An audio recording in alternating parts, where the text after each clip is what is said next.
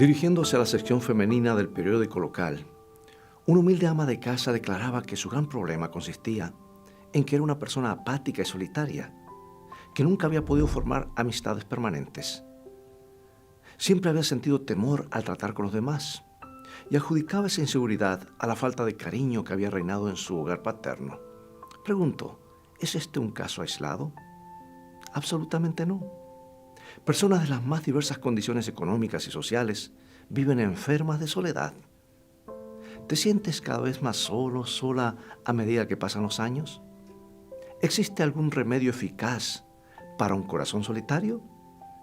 ¿Ha hecho Dios provisión para casos tales? ¿Sabes que hay quienes piensan que en este siglo de multitudes en que millones de personas pululan en las inmensas ciudades, no corresponde hablar de soledad? Alguien dirá que el ser humano es parte de una multitud que no está quieta ni un solo instante, que se mueve continuamente a su alrededor, y esa multitud lo arrastra, lo lleva, lo atrae y nunca le permite estar solo.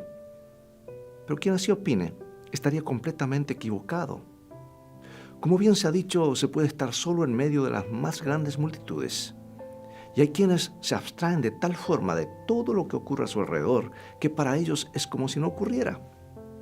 Pero otros se han sentido tan golpeados en la vida que lo que los rodea ha dejado prácticamente de existir para ellos. Y pueden hallarse en las ciudades más populosas del mundo, pueden ser arrastrados físicamente por las multitudes, pero ellos, su corazón, su mente, se hallan completamente ajenos a todo lo que ocurre. Es posible que el dolor por el que han tenido que atravesar haya sido tan agudo, tan devastador. Los seres humanos pueden haber sido tan rudos y crueles con ellos, que realmente es como si para su conciencia, para su sensibilidad, todo hubiera dejado de existir. Porque el ruido no va más allá de los oídos, no llega al alma. Están solos, definitivamente solos. Yo diría dolorosamente solos. El salmista David, que sufrió en su propia carne la ruda perversidad de los seres humanos y que supo acerca de la soledad mucho más que cualquiera de sus contemporáneos, en cierta oportunidad se comparó a sí mismo con el búho de las soledades y agregó lo que dice en Salmo 102:7: soy como el pájaro solitario sobre el tejado. No era como el pájaro que revoloteaba alegremente en la bandada de sus congéneres, era como un ave solitaria sobre el tejado de una casa, dando la impresión de ser la viva imagen de la desolación y el vacío. Por supuesto, hay más de una clase de soledad. Por ejemplo, la soledad creadora, a la que nos referiremos dentro de un instante. Pero también está la otra, la soledad deprimente, la soledad torturante, que es para el que la sufre más pesada que el plomo. El corazón solitario por la angustia tiene proporciones inmensurables. Pareciera que se ensanchara en cualquier dirección hasta carecer de límites. Y dentro de esa soledad, dentro de ese vacío, el salmista dice que uno puede ser como el pájaro sobre el tejado o como un pájaro herido en las alas en medio de la selva cargada de silencio espeso y torturante. Así que no caigamos en el error de suponer que donde hay algarabía no hay soledad, porque con frecuencia la algarabía, el parloteo, la risa, aún la carcajada es nada más que el manto con el que alguien trata de cubrir su propia soledad. O tal vez una barrera que se pone frente a los demás para que no perciban el verdadero estado del corazón. A veces la causa del aislamiento está en la falta de recursos, en las estrecheces económicas que tan cruelmente nos hieran. Pero en otros casos son los apetitos humanos, la ambición, la avaricia, el amor al dinero, el amor propio hipersensible que mantiene en nosotros un estado de antagonismo contra todos los que nos rodean. O la causa de nuestra congoja y de nuestro vacío pudiera ser una enfermedad que nos hiere de día y de noche, que se hace definitivamente crónica y que poco a poco nos acerca al fin. Pero sabes, la soledad más angustiosa, la más desesperante, yo diría, la que conduce al ser humano a sentirse tremendamente solo, es la que sufre quien abandona a Dios. es la que se manifiesta en el corazón humano que carece de fe en el Todopoderoso. Equivocando el camino, negándose a aprender la lección que hay en todo lo que nos rodea y en todo lo que nos ocurre, el corazón se endurece. Se va dejando ganar por la indiferencia moral y espiritual y por fin abandona a Dios, como olvidando la verdad fundamental de que sin nuestro Padre Celestial no somos absolutamente nada. Y usando las palabras del apóstol Pablo, nos sentimos como extranjeros a los pactos de la promesa. Y en esa condición nos hallamos solos, totalmente solos, ajenos a la flor y a la brisa. Somos, usando la figura de San Judas, como nubes sin agua. Es decir, carecemos de peso. No tenemos la suficiente gravidez como para poder derramarnos sobre la tierra que espera ávidamente el agua que podríamos darle. Somos como nubes llevadas por el viento. Pregunto, amigo y amiga, ¿te has sentido solo, sola, totalmente solo en el pasado? ¿Y quizás te sientes también así hoy? Bueno, para solucionar tal condición hay solamente una posibilidad: llenar la vida y el alma de la presencia vivificadora de Jesús de Nazaret. Porque no hay soledad más abrumadora, más deprimente y más infructuosa que la del que sufre por no tener a Dios en su vida. Si Él no está en nuestra vida, ¿con qué cosa humana llenaremos ese vacío? Dime. Porque nada puede ocupar en nuestro corazón el lugar que le corresponde al Creador. Y cuando Él no está con nosotros, todo se vuelve tinieblas y oscuridad. Por eso, si el Señor Jesús llama a la puerta de tu corazón vacío, abre para que entre y lo ilumine totalmente. Con Él penetrará en tu vida aire fresco, luz, esperanza y alegría. Debemos recordar las palabras de Jesús en Apocalipsis capítulo 3, versículo 20, un llamado que hace en forma personal a cada uno. He aquí, yo estoy a la puerta y llamo. Si alguno oye mi voz y abre la puerta, entraré a él y cenaré con él y él conmigo. Y si Dios está contigo, jamás te sentirás atacado o atacada por ninguna clase de soledad deprimente. Por el contrario, comenzarás a vivir de verdad. Pero ¿es que la soledad es siempre depresiva? ¿Es siempre una situación negativa? No. Cuando buscamos la soledad porque necesitamos aislarnos de los demás para encontrarnos con nosotros mismos, cuando con la ayuda de Dios debemos analizar nuestro corazón y comprobar su estado y decidir un curso de acción, entonces la soledad es creadora, es productiva y es un factor de bien y de éxito. Y en este caso, no hemos sido lanzados a esa soledad como quien cae en un abismo. No. No somos la hoja que el viento arranca de un árbol. Claro que no. Y cuando comprendemos nuestra profunda necesidad de algo que nos eleve por encima de nosotros mismos, que nos haga mejores, que nos dé fortaleza frente a las luchas de la vida, cuando al ser sacudidos por un problema para el cual no tenemos solución, comprendemos que debemos buscarla en aquel que tiene todas las soluciones, y nos retraemos de cuanto nos rodea para elevar nuestros pensamientos a Dios y pedirle el consejo y la ayuda que necesitamos, es así, amigo y amiga, esa soledad puede ser nuestra salvación. La soledad creadora envolvió a Moisés en el desierto de Madián. Por 40 años había estado rodeado por las presiones y halagos de la corte de Egipto. Había absorbido la ciencia, la filosofía, el arte militar de esa corte pagana, y fue considerado por Faraón como el sucesor del trono. Pero en una hora crucial, y acostumbrado a depender del uso de la fuerza, Moisés mató a un egipcio para iniciar la revolución libertadora en favor del esclavizado pueblo de Israel. Pero su crimen fue descubierto y Moisés tuvo que huir. O sea que del pedestal de la corte, este gran caudillo llegó como un fugitivo al desierto de Madián, donde se convirtió en un humilde pastor de ovejas. Quizá al comienzo lloró lágrimas de desesperación. Aparentemente había fracasado miserablemente. Sus primeros 40 años habían sido totalmente inútiles, sin ningún valor. Su vida, sus ambiciones y su futuro estaban destrozados. Pero poco a poco, a medida que fue serenándose, a medida que la voz del silencio con que Jehová Dios hablaba fue llenando su corazón, comenzó a entender el lenguaje sin palabras, pero más elocuente que 1000 discursos, con el que el Todopoderoso le hablaba en esa soledad. Por un instante, vayamos con nuestra imaginación al pie del monte Sinaí o monte de Horeb, como se lo denomina en la Biblia.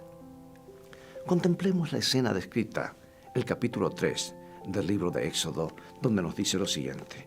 Éxodo capítulo 3, versículo 1.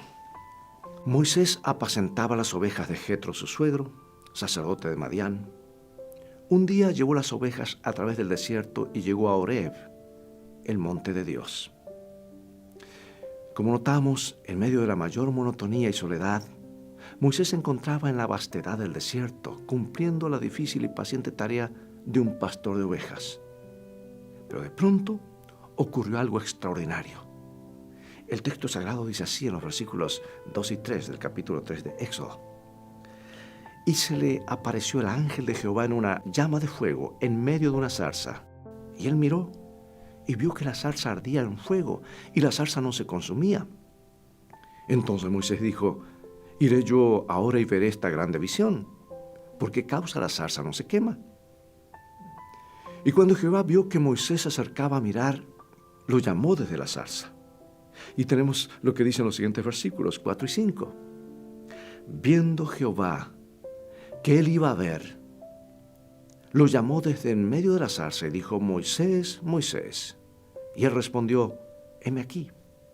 Y dijo: no te acerques, quita tu calzado de tus pies, porque el lugar en que tú estás, tierra santa es. Seguramente esta demostración de humildad y reverencia abrió el camino para que Dios compartiese con Moisés los planes gloriosos que tenía para su vida. Y ese Dios, en medio de la soledad del desierto, le habló a Moisés desde una zarza, desde un arbusto, y le dijo lo siguiente, versículos 7 y 8. He visto la aflicción de mi pueblo que está en Egipto, y he descendido a librarlos de mano de los egipcios. Bueno, estas palabras de Jehová Dios habrán sido motivo de un inmenso regocijo para Moisés. En el reloj de Dios había llegado el momento de que el pueblo de Israel fuese liberado de la terrible esclavitud. Pero después de este anuncio sensacional, Dios le dijo a Moisés algo verdaderamente increíble. La Biblia lo registra en Éxodo 3:10. Ven por tanto ahora y te enviaré a Faraón para que saques de Egipto a mi pueblo, los hijos de Israel. Moisés no podía creer que Dios lo estuviese llamando para emprender esa tarea gigante. Él se sentía un simple pastor de ovejas, que por 40 años había recorrido los caminos polvorientos del desierto. A su criterio, era totalmente incapaz de enfrentar el poderío y la gloria del Faraón. Además, tenía ya 80 años. Oh, no puedo aceptarse, dijo Moisés. No puedo. Sin embargo, estaba equivocado. Dios era el que lo estaba llamando. Y aunque Moisés no lo sabía ni entendía, en virtud de la providencia divina, a los 80 años de edad, él estaba iniciando la más gloriosa etapa de su vida. El gran maestro y todopoderoso Dios había colocado a Moisés nada menos que 40 años en la universidad del desierto. ¿Sabes, amigo, amiga? Esta universidad todavía existe hoy. Es la escuela de las pruebas, del sufrimiento y la soledad. Es la escuela donde pareciera que Dios está muy lejos de nosotros. Y esa escuela puede significar una enfermedad prolongada, un chasco o un fracaso sentimental, un serio revés financiero o un repetido fracaso en nuestros planes de estudio. Pero en la soledad de nuestro desierto, Dios nos habla, Dios nos protege, Dios nos está modelando para la eternidad, no lo olvides. Y aunque no siempre nos demos cuenta, el amante y poderoso Dios vela por sus hijos al atravesar por el desierto de la vida. Sí, vela por ti, vela por mí. Así como veló por Moisés durante esos largos y difíciles años en la soledad del desierto. ¿Qué lecciones tuvo que aprender Moisés en el desierto de Madián? Allí en la soledad, como un sencillo pastor de ovejas, una tarea que un niño podía hacer por pocos céntimos al día. Moisés llegó a ser paciente, reverente y humilde. Antes, en la corte egipcia, era seguro de sí mismo, orgulloso, yo diría que hasta soberbio. Se creía capaz de hacer casi cualquier cosa, pero en el desierto, en cambio, se volvió tímido y dispuesto a oír y seguir la voz de Dios. Fue la época en que aprendió a ser nadie. Su fe en Jehová Dios se hizo fuerte. Y según el relato de Éxodo, Moisés le imploró humildemente a Dios que no lo envíe a él, sino a otra persona para liberar a Israel de la esclavitud. Pero por fin, dependiendo totalmente de Dios y sus promesas, Moisés aceptó el llamado divino para que Dios lo usara como libertador de Israel. Los 40 años vividos en la soledad del desierto lo habían transformado. Recordemos también otro caso, a Saulo de Tarso, que en una etapa de su vida su pasión dominante fue perseguir a la iglesia de Dios. Y para él esta nueva enseñanza del Nazareno atentaba contra la esencia del judaísmo. Y por lo tanto sus seguidores debían ser exterminados. Así lo creía él y estaba convencido. Como severo fariseo, Saulo ignoraba las enseñanzas de Jesús, que consideraba una loca fantasía. Y por eso tomó parte en el martirio de Esteban. Y poco después, con toda autoridad y cargo de odios y amenazas, inició el histórico viaje a Damasco. Cuanto más alto se había encaramado en la torre de su propio orgullo, cayó de pronto por tierra y quedó ciego. Y ciego entró en la ciudad de Damasco, donde se vio obligado a una soledad que no había conocido nunca antes. Pero fue una soledad creadora que le permitió meditar sobre su vida y sobre la obra equivocada que había estado realizando. Y como consecuencia, entregó totalmente su corazón a Jesucristo, por quien vivió y por quien finalmente murió. Jesús de Nazaret es otro ejemplo. Él vivió aparte del mundo durante 30 años, digamos. A veces yo sé que hay voces suspicaces que preguntan, ¿dónde pasó Jesús los primeros 30 años de su existencia? ¿Dónde? En el tranquilo silencio de Nazaret, en el estudio de la voluntad de su Padre, en la oración. Vivió muy adentro de su propio corazón, donde resonaban las palabras del Padre eterno sin que su sonido y su significado fueran enturbiadas por las voces de los hombres o el ruido de las cosas. Y ya en cumplimiento de su ministerio, Cristo Jesús nos dio el ejemplo que vale la pena imitar. Más de una vez se apartó de la muchedumbre. Se apartó hasta de los mismos discípulos y buscó la más completa soledad para meditar y para orar a su Padre Celestial.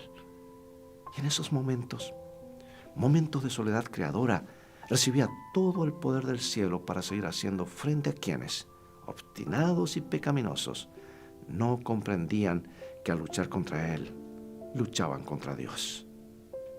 Amigo y amiga, cuánto bien nos haría a todos enriquecer la vida con un poco de soledad creadora, ¿verdad? Es que vivimos muchas veces aturdidos por el ruido mundanal. En las grandes ciudades y aún en las pequeñas ciudades, casi no hay lugar para recogerse en un sereno diálogo con Dios. El tráfico de las avenidas, las calles de las grandes ciudades, resulta cada vez más intenso, peligroso. La radio, la televisión, el internet parecen envolvernos en un torbellino de imágenes y sonidos. Y en medio de eso, nuestra mente y corazón imploran que nos apartemos de los afanes de la vida y que nos retiremos al silencio para contemplarnos con los ojos con que nos ve Dios y nos miramos con la medida de su divino carácter. El remedio para nuestra soledad es solo uno, que ya hemos señalado antes: poblar nuestra vida de fe y confianza en Dios. Porque en realidad, en las horas de soledad angustiosa por la que a veces pasamos todos, lo que uno sin saberlo está buscando es a Dios. Permitamos que entre en nuestro corazón, que llene nuestra noche de estrellas y que la embellezca y la ilumine. Practiquemos el sano optimismo y la gratitud cristiana que nos permite superar toda adversidad. Bueno, quiero mencionarte que hay un remedio práctico que está disponible, el cual no podemos pasar por alto para vivir la vida a plenitud. y que nos ayudará a combatir la soledad. Y es servir a los demás de una manera altruista. Jesús lo dijo en San Mateo capítulo 20, versículo 28. Como el Hijo del Hombre no vino para ser servido, sino para servir y para dar su vida en rescate por muchos. Allí está. Tal fue el gran objeto de su vida. Todo lo demás fue secundario y accesorio.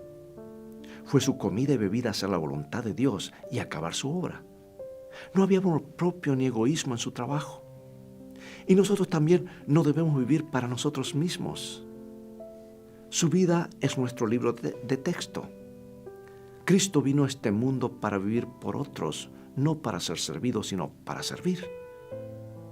Si nos esforzamos para vivir como Él vivió, estaremos diciendo al mundo: contemplad al hombre del Calvario.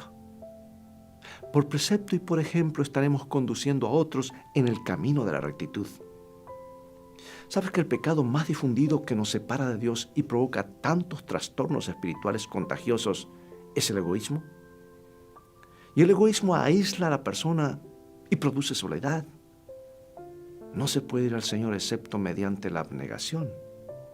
Por nosotros mismos no podemos hacer nada, pero si Dios nos fortalece, podemos vivir para hacer bien a otros y de esta manera rehuir el mal del egoísmo. Y sabes que en el esfuerzo por hacer bien a otros, este esfuerzo se tornará en bendiciones para nosotros mismos. Este fue el designio de Dios al darnos una parte que hacer en el plan de la redención. Él ha concedido a los hombres el privilegio de ser hechos participantes de la naturaleza divina y de difundir a su vez bendiciones para sus hermanos. Este, amigo y amiga, es el honor más alto y el gozo más grande que Dios pueda conferir a los hombres. Pablo podía decir: cada día muero. Esa es la muerte diaria del yo en las pequeñas transacciones de la vida. Es esa muerte la que nos hace vencedores. Si deseamos disfrutar de la sociedad celestial en la tierra renovada, debemos entonces ser gobernados aquí por los principios celestiales. Y ahora, para concluir, déjame decirte que solo el Dios eterno e infinitamente bueno puede eliminar de nosotros cualquier soledad enfermiza. Por eso admiro lo que dice el profeta Isaías, que se refiere al ser humano en estas palabras, Isaías 51:3. Ciertamente consolará Jehová a Sión, consolará todas sus soledades, y cambiará su desierto en paraíso, y su soledad en huerto de Jehová. Se hallará en ella alegría y gozo, alabanza y voces de canto. Hermosas palabras. Quiera Dios que esa sea nuestra experiencia, que con la ayuda y la presencia de Dios en nuestro corazón, nuestra vida se pueble de belleza, de luz, de amor, de esperanza, de serenidad y de cielo. Que una de nuestras más grandes satisfacciones sea iluminar la senda de los demás y ayudar a nuestros semejantes que atraviesan horas difíciles. Busquemos a Dios en oración. Padre nuestro que estás en el cielo, santificado sea tu nombre. Te agradecemos porque por medio de tu Espíritu Santo te podemos encontrar en todo tiempo y lugar. Vivimos en un mundo agitado que nos quita la paz y muchas veces no tomamos tiempo para encontrarnos contigo. Danos la sabiduría para buscar cada día a Jesús como la fuente de nuestra paz. Danos el poder para superar toda dificultad y hacer de ti nuestra fuente de valor para vivir. Danos el gozo de llenar la soledad de nuestra alma con tu bendita compañía, porque te lo imploramos en el nombre de Jesucristo tu Hijo. Amén. Bien, es todo el tiempo que tenemos por hoy. Ha llegado el momento de despedirnos y espero que el programa de hoy haya sido una bendición en tu vida. Te invito a continuar estudiando los mensajes oportunos y de esperanza de la palabra de Dios. Visítanos en nuestro sitio de internet, donde podrás ver este programa nuevamente y recomendarlo a tus amigos y tus familiares. Además, podrás obtener una variedad de otros estudios y materiales gratuitos que te ayudarán a fortalecerte en Dios. Será entonces hasta el próximo programa. Dios te bendiga y te guarde, y recuerda, tú vales mucho para Jesús. Él te ama más de lo que puedes imaginar.